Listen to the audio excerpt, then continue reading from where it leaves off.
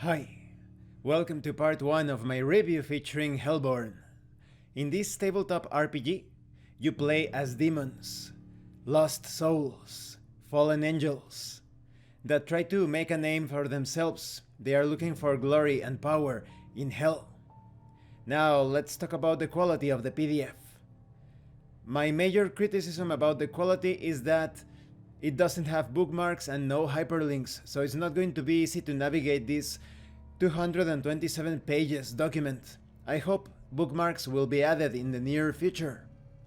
But everything else is great. You have awesome looking illustrations. There were only a few of them that didn't match the quality of the rest, but they are still quite decent. Everything is well organized, written and explained. The theme is just so powerful. Anything related to hell, damnation, suffering, it is all perfectly expressed in this book, as well as the mysteries and the technological aspects, because in this tabletop RPG, hell has experienced a certain technological revolution. There are elements of transhumanism and cybernetics here. I also want to inform you that there are real demonic names and symbols or sigils in this document. So if you feel like those things are going to give you bad vibes, just change them. Imagine this tabletop RPG coming out back in the Christian Panic, also known as the Satanic Panic, but it was the Christians who started all of that madness. So overall, the quality is great. However, I hope that bookmarks are added in the near future, definitely. Now let's talk about the contents. First, you have a short story, and it is actually quite good. It's called Death to All Hope. You can see the struggles that the denizens of hell go through, and how things are not always what they appear to be. In fact, one crucial mistake could cost you eternity, because there are still further punishments within hell. There could be a final death of sorts, where you will probably go mad because of the terrible punishments that you will experience if you make those crucial mistakes. It also depends on the type of entity that you are playing as. Now, when it comes to the world itself, you either play as a human that fell into hell and he was reshaped by the primordial darkness within. Or maybe you are a denizen of hell, someone who has been there from the very start. Or even a fallen angel. So death isn't exactly what you think. There is actually an existence after the transition. So this is a modern hell, as I mentioned before. There are some technological advancements, because imagine, the denizens of hell have their own creations, but they also welcome sinners from pretty much every place in the world. Now they have cyber technology in hell. They apply that to replace their limbs, their organs, their body parts, in order to get an advantage. Yet this abuse of technology has taken its toll on the arcane and infernal side of this hellish world. The magic that once was the lifeblood of this dark world has been stripped away and replaced with wires that run beneath the skin, veins of burning steel, and chrome flesh that no longer feels. Those that control technology will also have a leverage or advantage upon you if you rely on this technology. Hell is home to all sorts of sinners. Many of them band together for various reasons, perhaps to attain wealth and power through bureaucracy or corporate expansion. Perhaps they view the world differently and want to spread their viewpoint under the name of a religious group, cults in hell. Others wish to make a name for themselves by taking on high-stakes, high-adrenaline jobs for anonymous clients, going solo or teaming up with other fortune seekers.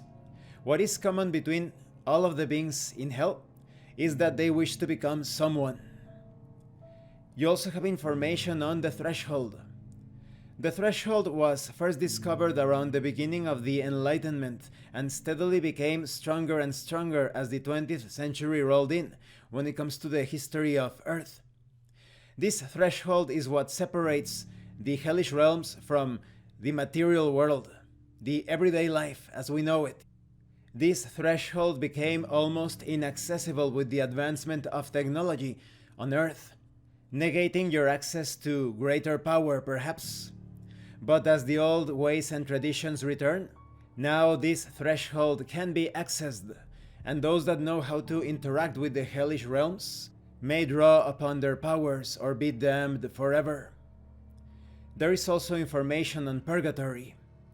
The only thing you can see for miles is an endless plain of desolation and grey skies, with a luminous green beacon shining on the horizon.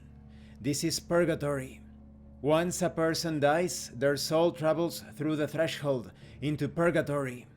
There they must travel from wherever they appear towards a green light in the far distance, atop a humongous black castle made from basalt and slate, known as the Basalt Palace. There the souls of the dead go to be judged by the ferrymen and be sent to their respective afterlives. The endless black fields and the ashen grey mountain ranges of purgatory are home to many other entities other than the souls of mortals. Let's talk about the Dark Realms. After their judgment is concluded, many lost souls awake to a world they've never seen but likely dreaded, Hell. There is also information on a storm upon Hell. This is a byproduct of light from heaven, mingling with Hell's primordial darkness. The two energies meet somewhere between the realms, where heaven's equilibrium touches the root of all evil, creating what has been dubbed a null point between the two forces. The storm is all of the excess energy that is scattered by the null point, forming a thick miasma of lethal energy that shrouds the space between heaven and hell in deadly clouds and wicked, eerily silent bolts of destruction. The Dark Realms themselves are both a geographical miracle and a nightmare. Chief amongst these realms of chaos are 7 continents of great sizes, each with their varying environments, geographical structures, and civilizations. They became known as the Rings of Hell, for both their constant presence and their vast historical heritage. As the rings remain in constant motion, even the waters themselves pose a threat to any unlucky seafarers foolish enough to sail them. The bleeding maelstrom, a crimson sea that has endured the shifting of the realms, holds the rings together and is connected through its scarlet waters. And this concludes this part of the review. In the next part we are going to talk about the Rings of Hell. This tabletop RPG offers one of the most complex and deepest versions of Hell, especially because of the technological implications. But there is still hellish sorcery and profane magics. Thank you for watching this part of the review, and thank you for your likes and your comments. If you have any questions or comments, please let me know. And thank you so much to those of you that are going the extra mile to support the channel. If anyone else wishes to further support the channel, the information on how to do that will be in the description below. And remember, it is better to roleplay and fail in character than not to roleplay and fail as a player. Once again, thank you, and see you later.